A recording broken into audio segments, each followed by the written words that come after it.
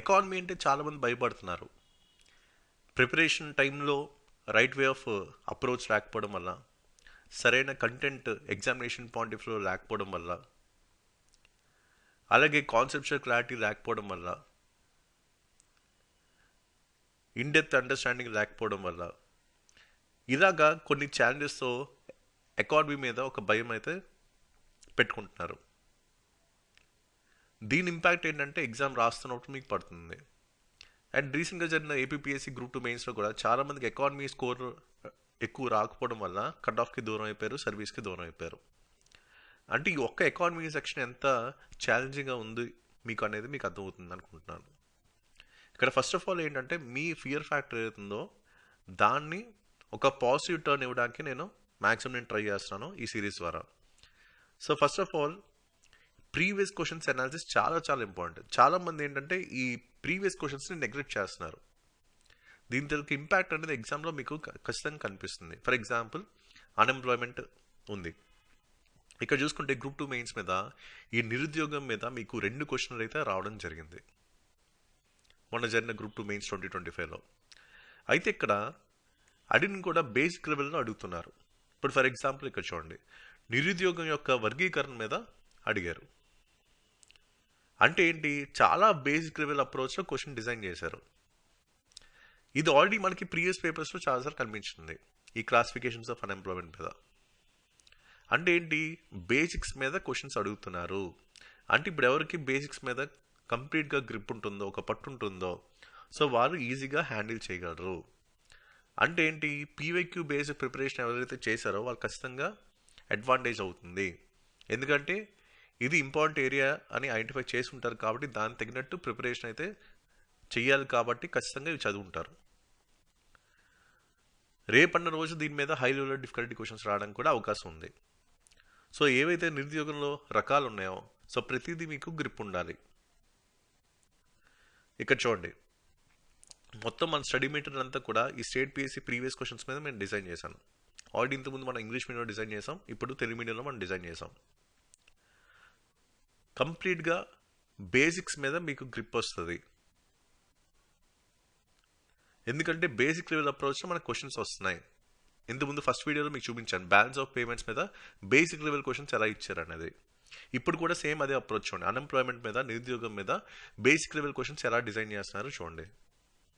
ఇప్పుడు ఇది ఒక క్వశ్చన్, ఇదేంటి, ఏవైతే నిరుద్యోగం రకాలు ఉన్నాయో సో వాటి మీద కంప్లీట్గా బేసిక్ లెవెల్లో క్వశ్చన్ డిజైన్ చేశారు. ఇప్పుడు ఇంకో క్వశ్చన్ చూద్దాం. ఇది చూడండి, అన్ఎంప్లాయ్మెంట్ రేట్ మీద క్వశ్చన్ ఇచ్చారు. ఇప్పుడు ఇదేదో కొత్తగా వచ్చింది కాదు, అన్ఎంప్లాయ్మెంట్ రేట్ మీద క్వశ్చన్. మీరు పాత పేపర్స్ కనుక తిరిగేస్తే ఏపీపీఎస్సీ గ్రూప్ 2 మెయిన్స్ 2019 పేపర్ చూడండి, సేమ్ అదే అన్ఎంప్లాయ్మెంట్ రేట్ మీద క్వశ్చన్ ఇచ్చారు.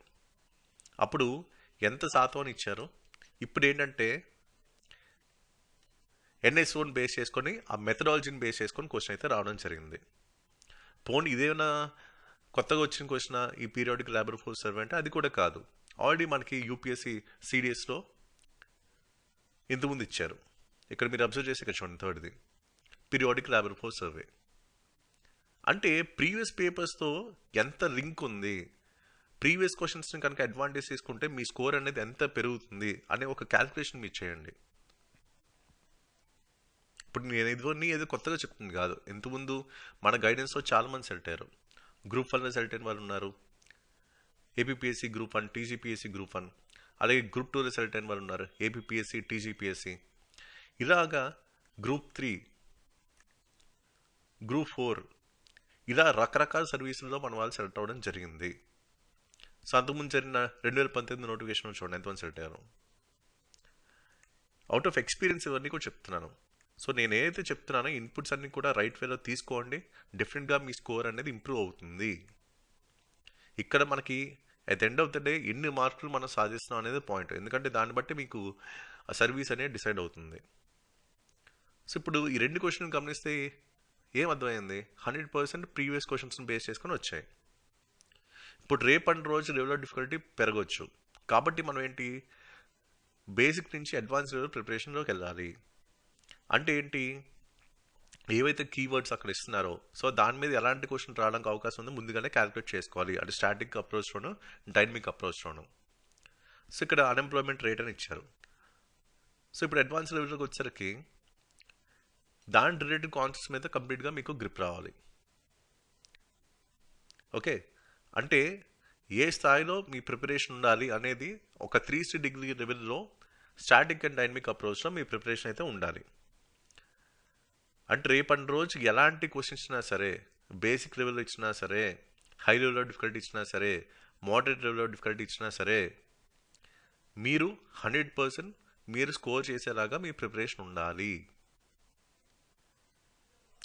ఇది మనకి చాలా చాలా ఇంపార్టెంట్. సో ఇక్కడ ఫర్ ఎగ్జాంపుల్ ఇక్కడ చూసుకుంటే ఏవైతే కీవర్డ్స్ ఇచ్చారో ప్రతిదీ మనకి ఇంపార్టెంట్ అని గమనించాలి. ఇప్పుడు for example periodic labour force survey ఉంది. ఇది యాక్చువల్ మనకి ఎక్కడ ఉంటుంది? పిఐబిలో ఉంటుంది. ఓకే, సో ఇక్కడ ఏంటి? లేబర్ ఫోర్స్ అనే కీవర్డ్ ఉంది. ఇప్పుడు స్టాటిక్ పార్ట్ దాని మీద మనం తయారు చేసుకోవాలి. సో లేబర్ ఫోర్స్ అంటే ఏంటి, అలాగే that rate labour force participation rate అంటే ఏంటి, ఇలాగా స్టాటిక్ బేస్ క్వశ్చన్స్ వస్తే మాత్రం ఖచ్చితంగా మీకు గ్రిప్ ఉండాలి. ఎందుకంటే కరెంట్ అఫైర్స్ పరంగా ఇవన్నీ ఎలా చదువుతాం, అప్డేట్ అవుతాం నోటిఫికేషన్ వచ్చిన తర్వాత ఆ డేటాతో. In case static and dynamic approach ఇస్తే అప్పుడు ఇప్పుడంటే డైరెక్ట్ క్వశ్చన్స్ కనిపిస్తున్నాయి. రేపటి రోజు లెవెల్ ఆఫ్ డిఫికల్టీ పెంచి అసెషన్ రీజన్ బేస్డ్ క్వశ్చన్స్ ఇవ్వచ్చు, లేకపోతే మల్టీ స్టేట్మెంట్ బేస్డ్ క్వశ్చన్స్ ఇవ్వచ్చు, లేకపోతే మ్యాథ్స్ ఫాలోయింగ్ బేస్డ్ క్వశ్చన్స్ ఇవ్వచ్చు. ఇలాగా ఎలాంటి లెవెల్ ఆఫ్ డిఫికల్టీ ఉన్నా సరే మీరు ఆన్సర్ చేసే విధంగా మీ ప్రిపరేషన్ అయితే ఉండాలి. సో ఇవన్నీ కూడా మన స్టడీ మెటీరియల్స్లో మనం కవర్ చేసాం. అన్నీ కూడా ఎగ్జామినేషన్ పాయింట్ ఆఫ్ వ్యూలో ప్రీవియస్ క్వశ్చన్స్ని బేస్ చేసుకొని మొత్తం అంతా కూడా డిజైన్ చేయడం జరిగింది. ఫస్ట్ ఏంటంటే మీకు బేసిక్స్ మీద కంప్లీట్ గ్రిప్ రావడానికి ఏం చేశాను, ఈ స్టేట్ పిఎస్సి ప్రీవియస్ క్వశ్చన్స్ ఏవైతే ఉన్నాయో కంప్లీట్గా అనలైజ్ చేసి ఈ back to basic study material అయితే డిజైన్ చేశాను. సో మొత్తం ఇందాక మీకు చూపించినట్టు విత్ డయాగ్రామ్స్ అండ్ ఎగ్జాంపుల్స్ కంప్లీట్గా మీకు 0 లెవెల్ నాలెడ్జ్ ఉన్నా సరే ఎకానమీ మీద మీకు పూర్తిగా అర్థమయ్యేలాగా, మీ లెవెల్ ఆఫ్ అండర్స్టాండింగ్ పెంచేలాగా, మీ కాన్సెప్చువల్ క్లారిటీ 100% వచ్చేలాగా కంప్లీట్గా డిజైన్ చేయడం జరిగింది ఈ state PSC previous questions based material. అలాగే ఎన్సీఆర్టీ బుక్స్ కూడా మీరు చదవాలి. ఇప్పుడు NCERT books class 9 to class 12 చదవడానికి చాలా టైం పడుతుంది. నేను కంప్లీట్గా ఒక సింప్లిఫైడ్ వర్షన్ మీకు ఇచ్చేస్తున్నాను ఇక్కడ. సో దీంట్లో కూడా కంప్లీట్ బేసిక్ లెవెల్లో విత్ డయాగ్రామ్స్ అండ్ ఎగ్జాంపుల్స్ నేను ఇచ్చాను. సో జస్ట్ ఈ ఒక్క పీడిఎఫ్ చదివితే సరిపోతుంది, ఇంకేం చదవాల్సిన పని లేదు. అలాగే తెలుగు అకాడమీ నుంచి కూడా మనకి ఫ్యాక్ట్స్ బేస్డ్ క్వశ్చన్స్ వస్తాయి. ఆల్రెడీ మన గ్రూప్ 1 ప్రిలిమ్స్ చూసాం, అలాగే మన గ్రూప్ 2లో కూడా చూసాం. సో అందుకు ఏవైతే ఫ్యాక్ట్స్ టు రిమెంబర్ ఉన్నాయో మొత్తం ఒక 75 సెట్స్ డిజైన్ చేసి కంప్లీట్గా ఈ బేసిక్ లెవెల్లోనే మీకు ఇంక్లూడ్ చేయడం జరిగింది. ఇలా ఫస్ట్ ఎవరైతే బిగినర్స్ ఉన్నారో ఫస్ట్ మీరు బేసిక్స్ మీద మీరు ఫోకస్ చేయండి. మీ ఫండా కనుక స్ట్రాంగ్ అయితే మీకు చాలా చాలా ఈజీ అవుతుంది ప్రిపరేషన్.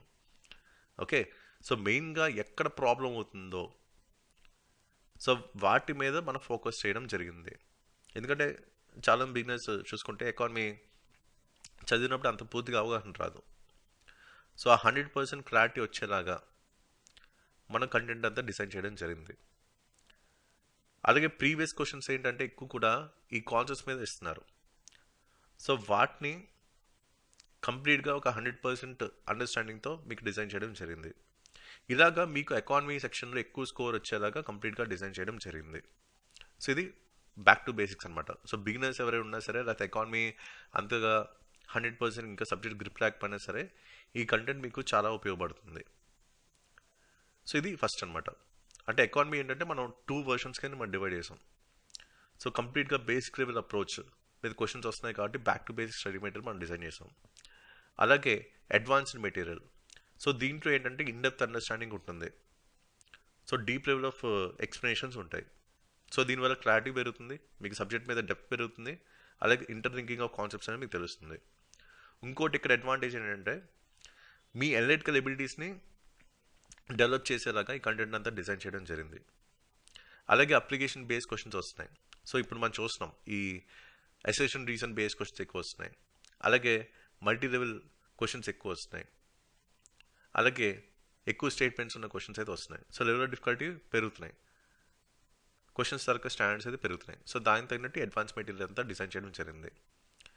సో బేసిక్స్ ఎవరైతే స్ట్రాంగ్ ఉంటారో వాళ్ళకి అడ్వాన్స్ లెవెల్ అనేది ఉపయోగపడుతుంది. ఇలాగ ఎకానమీ అనేది 100% ఎగ్జామ్ ఓరియంటెడ్గా మీ కంప్లీట్గా డిజైన్ చేయడం జరిగింది.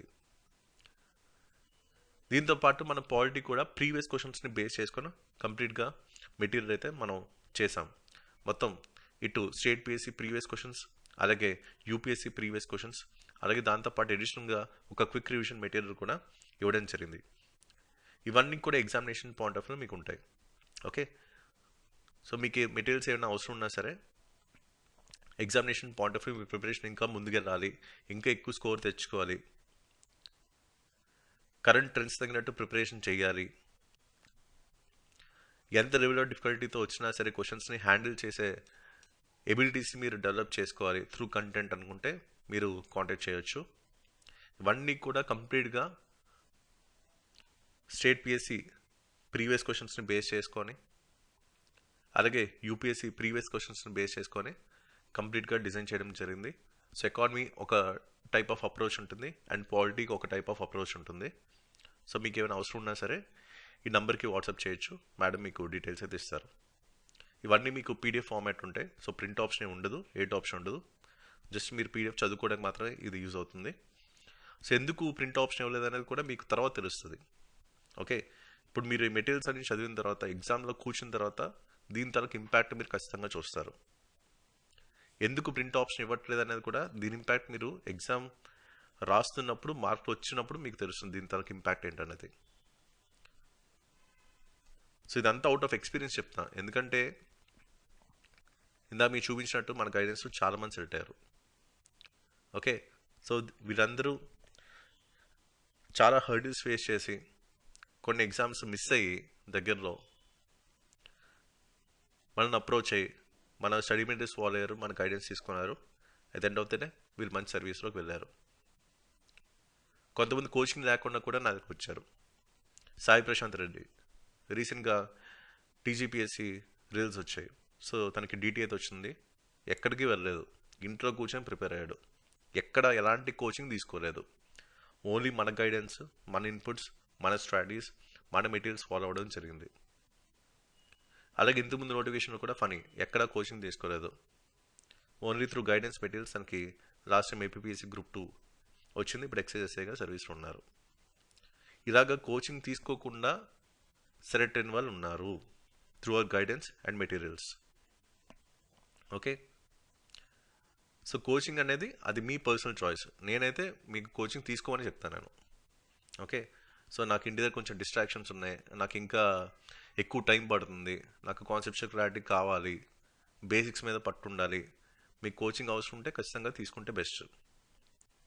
ఓకే, ఇంకో పక్క వితౌట్ ఎనీ కోచింగ్ కూడా సెలెక్ట్ అయిన వాళ్ళు ఉన్నారు. సో దానికి ఎదురుగా మీకు కనిపిస్తున్నారు కూడా. సో ఇది ఓవరాల్గా నేను చెప్పాలనుకుంది. సో ప్రీవియస్ క్వశ్చన్స్ అనాలిసిస్ని నెగ్లెక్ట్ చేయొద్దు, డెఫినెట్గా దాని తర్వాత ఇంపాక్ట్ మీకు ఎగ్జామ్ రాస్తున్నట్టు తెలుస్తుంది. సో నేను చెప్పే ఇన్పుట్స్ అన్నీ కూడా తీసుకోండి, నేను చెప్పే స్ట్రాటజీస్ అన్నీ కూడా తీసుకోండి. ఆల్రెడీ మన ప్లేలిస్ట్లో కూడా మీకు ఏపీపీఎస్సి గ్రూప్ 2 సంబంధించిన కొన్ని పెట్టాను వీడియోస్, పీవైక్యూ అనాలిసిస్, అది కూడా మీరు చూడొచ్చు. అది కూడా చాలామంది హెల్ప్ అయింది మొన్న రీసెంట్గా జరిగిన ఎగ్జామ్స్లో. So that's the video and thank for watching.